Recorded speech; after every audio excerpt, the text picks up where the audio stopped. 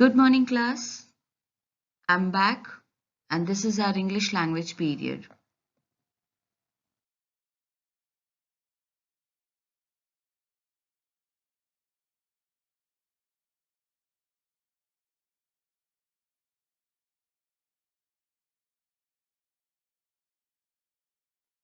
And we are revising pronouns. Yes, we are revising pronouns. And what is pronoun, children? What are pronouns? Pronouns are words that replace noun. Yes, basically, it is a replacement of noun.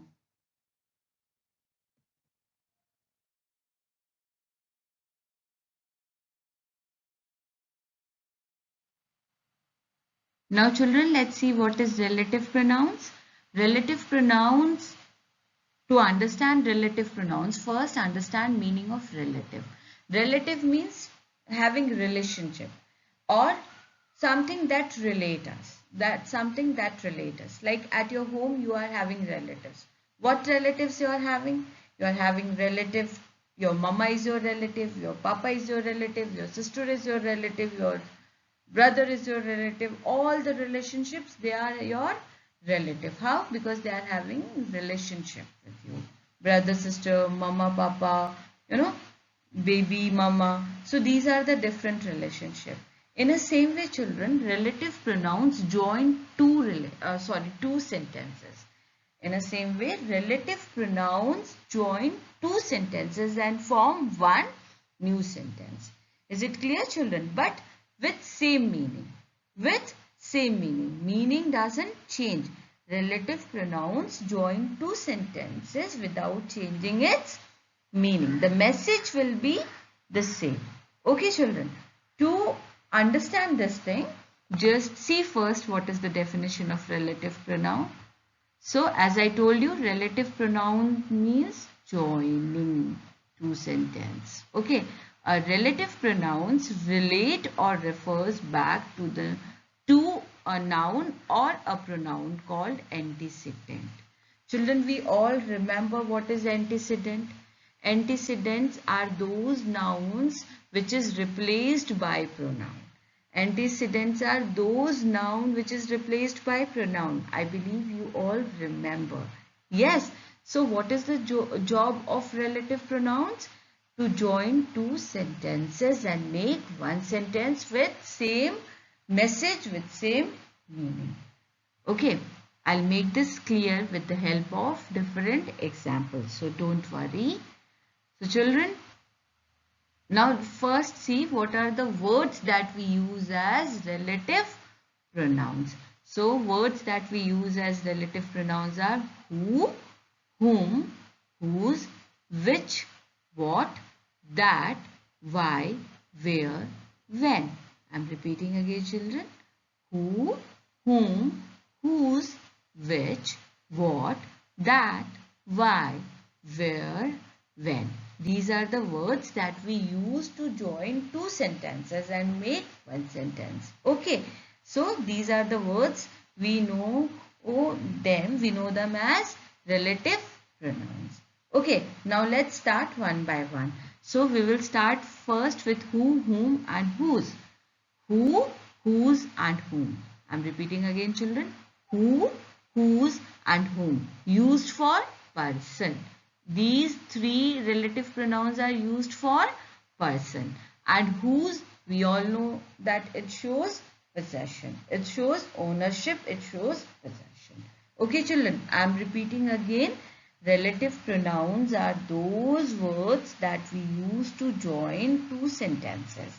And it replaces the nouns and pronouns used for second time.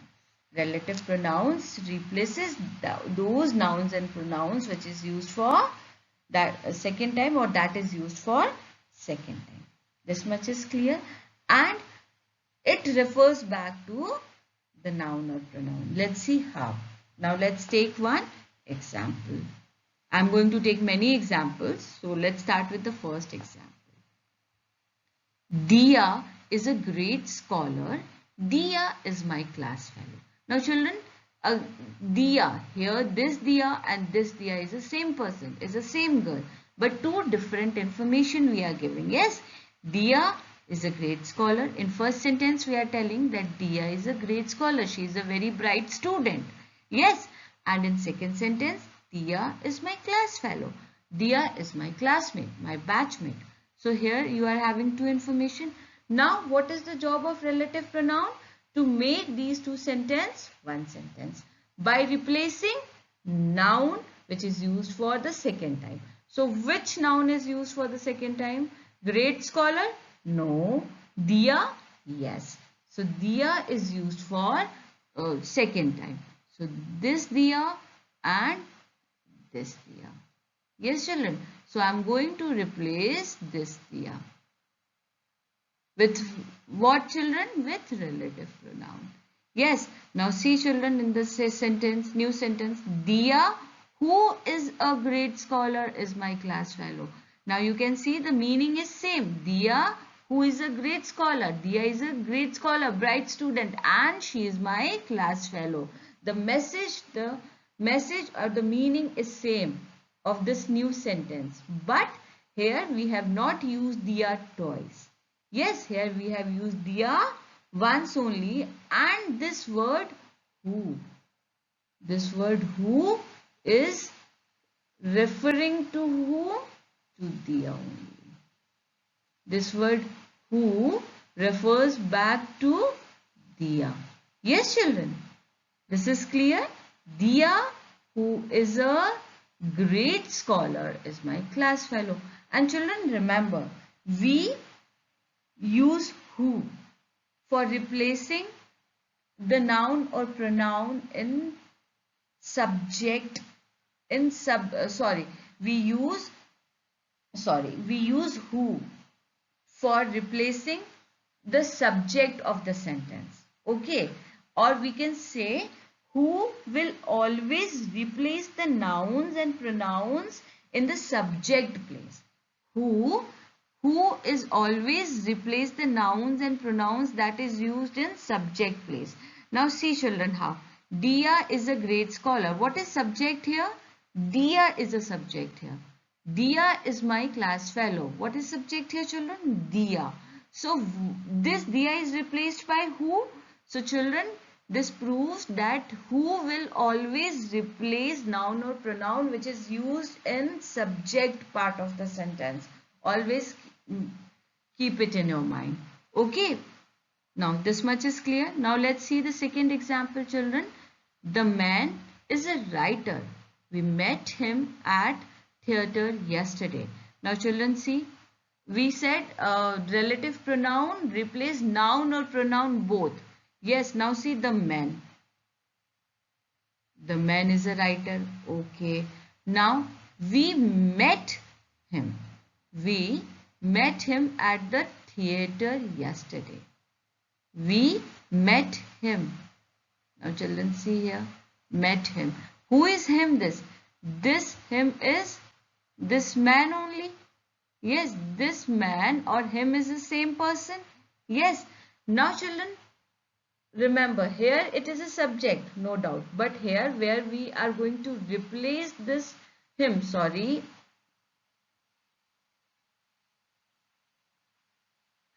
Now children, here we are going to replace this him. Yes, we are going to replace this him. Okay. But children, remember here, the man is a writer. Here it is acting like a subject. But here we met him at the theatre yesterday. In the second sentence, him is acting as an object. Him is acting as an object. How? Because it is the pronoun used after verb. So it is object. So whom is used for replacing object of the sentence. Okay, children. So here you can see very well that the man whom we met at the theatre is a writer. So whom is used for whom, children? This whom is used for this one, the man. Yes, whom we use for this man. The man and whom is the same person. Okay. Now the second point. The second point, children, him. We use him to replace the object of the sentence. We use whom to replace the object of the sentence. This is clear, children? So difference between who and whom is who replaces the subject of the sentence and whom replaces the object of the sentence. This is clear? Now let's take one more example of whom. Why? Because mostly, often whom is used with preposition. Often whom is used for preposition. Okay, children? For example, with whom, for whom, about whom. Yes, often we use whom with preposition. Now see in this second sentence, children. Do you know the girl I gave? Sorry. Do you know the girl? This is first sentence. I gave the girl my grammar book. This is second sentence. Now children, do you know the girl? Is the first sentence. Now pay attention here. This girl and this girl, they both are same. This girl refers to this girl only. Yes? But children, here the girl is used as object. Okay, whom always replace the object part of the sentence. Yes. Now see children, and the second point I have told you that often we use whom with preposition after the preposition, like with whom, to whom, about whom, for whom. So let's see in this sentence, children. Do you know the girl to whom I gave my grammar book? Now children, see here. This girl and whom are same person. Yes, and I said often used with to preposition. So what is to here? To is a preposition here. Is it clear, children? I believe this is clear to you. Now let's see one more example, children. Mr. Narayan doesn't like publicity. Mr. Narayan is a person who doesn't like publicity. Okay. Mr. Narayan's books are bestsellers. Mr. Narayan's books are mostly sold. Okay. Now children, see here. This Mr. Narayan and this Mr. Narayan are same person. Yes, so we are going to replace, but not with who, not with whom. We are going to replace with whose. We are going to replace with whose. Now see how. Mr. Narayan, whose books are bestsellers, doesn't like publicity. Whose book? Mr. Narayan's book. So whose is showing what here, children? Ownership. Ownership of what? Ownership of books. Who is the owner of these books? These selling books? Mr. Narayan. Okay. Is it clear? So whose shows possession. This we all know. So children, in all these sentences, you can see the meaning is same. The information, the message is same. But only from two sentences, they are now in one sentence. Now this much is clear, children.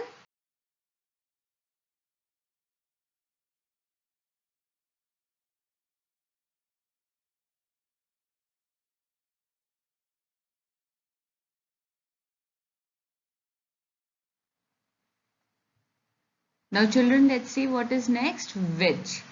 Which is used for non-living things and animals. Which is used for non-living things and animals. Now let's take example, children. Bring me the file. Bring me the file. First sentence where it is asking for file, where somebody is asking for file. And second, the file is on the table. In second sentence, it is telling the place where the file is kept. Now children, see here. In the first sentence, we are talking about the file, and in the second sentence, we are talking about the file. These two files are same file. These two files are same file. And the file is not living thing. File is non-living thing. So we are going to use, we are going to use which here. We are going to use which here. Okay. Now see how. Bring me the file which is on the table. Bring me the file which is on the table. Yes, children. So see which is what? This which is this file only. Is it clear? So which is a relative pronoun we use for replacing non-living things. Okay. Which never used for person, which never used to refer person. It is used to refer objects or creature. Objects means non-living things, and creature. This is clear. Now let's take one more example, children, here. The parcel reached me this morning. My brother sent it. The parcel reached me in this morning. My brother sent it. So children, here we are talking about what? We are talking about parcel. Yes, which is received today only. Okay, and who has sent? Brother has sent. My brother sent it. So what is it here, children? This it is refers to this parcel. Yes, children. So we have to replace this it by relative pronoun. So which relative pronoun we are going to use? We are going to use which. Okay. Now see, the parcel which my brother sent reached me this morning. The parcel which my brother sent reached me this morning. Okay, children. So this which is referring to this.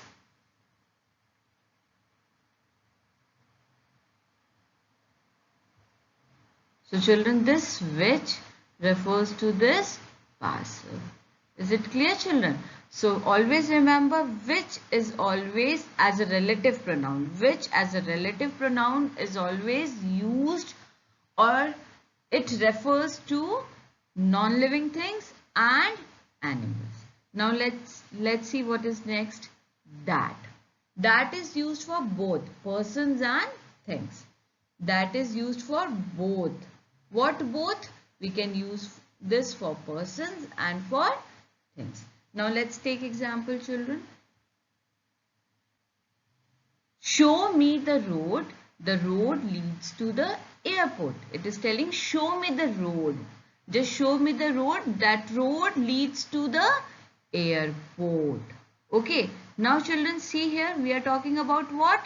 We are talking about road. Yes, here also. So this road and this road are same. Is same. Both the roads are same. Yes, children. Now see here. So what we are going to use here? That. We are going to use here that. Why this that and is used for the road. Okay. So children, see. Show me the road that leads to the airport. Children, here in this place we can use which also. Show me the road which leads to the airport. That is also correct. Or if we are telling show me the road that leads to the airport, then also it is correct. In both ways this is correct. If you like to use which, you can use show me the road which leads to the airport is also right sentence, and show me the road that leads to the airport is also right. Is it clear, children? Now see what is next. This is the house. It brings to my grandfather. Sorry, it belongs to my grandfather. Sorry. This is the house. It belongs to my grandfather. Now children, see here.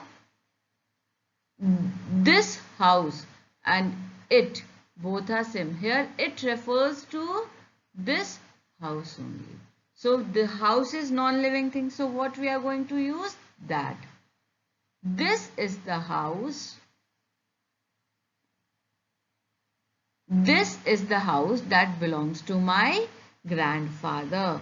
This is the house that belongs to my grandfather. So that is referring here to the house. Okay children, now this much is clear. Now children, let's take few more examples. What? What refers to things and its antecedent is not expressed. What is refers to the things and its antecedents is not expressed. Antecedents means the noun or pronoun for which we use pronouns. Yes, it's not expressed in the sentence. For example, children, see here. Tom always remembers what is said to him. Tom always remembers what is said to him.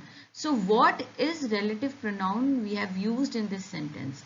But that noun is missing. That pronoun is missing here for which we have used this what. Okay, this sentence simply says that whatever you say to Tom, Tom always remember that thing. Yes, so we have used this what for the words that we have said to Tom. Is it clear children? So Tom always remembers what is said to him. Is it clear? He never forgets anything. Means whatever you say to Tom, he always remembers that. He always keep those words in his mind. Is it clear? Now see the next example. We have found what we have been looking for. That means something was lost and we found that thing. So children, again, what is used here? We have found what we have been looking for. But that thing, that noun or pronoun is not in this sentence. So that is why it is said its antecedent is what's antecedent. The what relative pronoun. What is a relative pronoun and its antecedent will be not expressed, or its antecedents is not given in the sentence. Is it clear children? Now see the next one. Why? Why is used for reason. For example, this is the reason why I am here to help you. This is the reason why I am here to help you. Is it clear children? See the second example. Do you know the reason why the school is closed? Do you know the reason why school is closed? Here again in both the case we have used why for reason. Now see the sixth one. Where is used for place. Where is used for Where is used for place. Now see the examples children. I want to visit the village where my grandma was born. Here the where is used for the place where grandma was born. Yani that village, where is used for this village. Is it clear? I want to visit the village where my grandma was born. In the second sentence again see, sign on the form where I have put a cross. So where, this where is representing the place where you have to sign on the form. Sign on the form where I have put a cross. So children, this where, the where relative pronoun is used for here to refer the place where you have to sign. Is it clear children? Now let's see what is one more example. When. When is used for time. Now see examples children. Grandma remembers a time when radio shows were popular. Grandma remembers a time when radio shows were popular. So children, in this sentence, when is representing the time when radio shows were popular. It is representing the time. Okay. Now see the second sentence. The day when the Now see children, in the second example, the day when the concert takes place is Saturday. The day when the concert takes place is the Saturday. Now it is telling when, means it is telling the time when concert will be taking place. When the concert will be there. Okay, when the concert will be performing there. Is it clear children? So the day when the concert takes place is Saturday. So this is all about relative pronouns children. Thank you. Stay blessed.